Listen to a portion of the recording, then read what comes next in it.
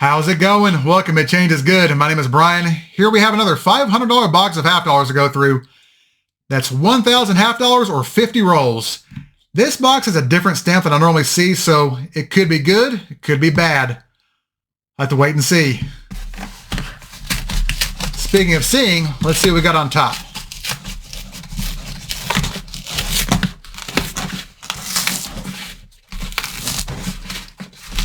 Stubborn box.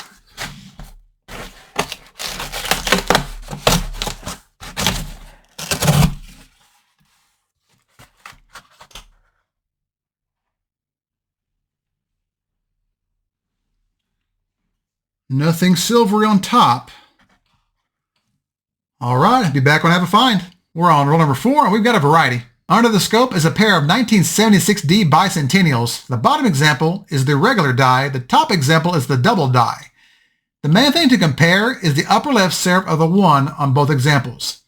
At the top example, you can see it's a bit wider and more broad than the bottom example, where it's a bit narrower and sharper. And if you get up close, you can see splitting here at the upper right corners of the 7s and the date, as well as the top serif of the 6. This is DDO number 1 on Variety Vista. All right, let's get back to the hunt. Well, it's been a tough box. We're on roll number 21, and we have another variety. Under the scope is a 1972D. You'll notice extra thickness here in the motto, and it's hard to see them, but there are splits here at the top serif of the G, and here at the bottom serif as well. Now, if you look over here at the word trust, you'll see extra thickness in the lettering, splitting here at the bottom of the first T, the bottom of both legs of the R, and the top of the U on both sides. Even though it's hard to see it at this angle. Let's change it up a little bit. At this angle, you can see the splitting at the bottom of the T and both legs of the R. This is DDO number 1 on Variety Vista. All right, let's go back to the hunt. We're halfway through the box, roll number 25, and we have another variety. Here we have a 1971D in a fairly late die stage, but you can still see some of the details. You can notice extra thickness here in the date and the motto with a big notch here on the upper right corner of the letter I. Also notice how close the mint mark is here to the neckline. And if you look at the word trust, you can see extra thickness in the lettering. And even though it's kind of worn, you can still see the notching at the bottom of both legs of the R and the top of the U on both sides. You can also see extra thickness here in the T in Liberty with wide and split serifs on both sides. And if you look at the E in Liberty, you can see splitting at the top and bottom corners of the middle bar. This is DDO number 15 on Variety Vista and can be identified by the deep notching in the word trust and the mint mark being placed so close to the neckline.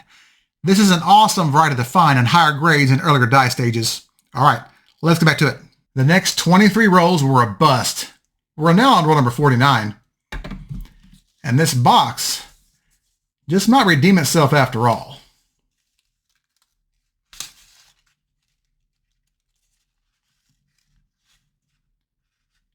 It's 90% silver and worn.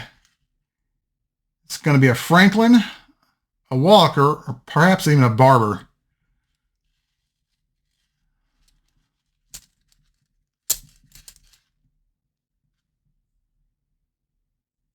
A Walker.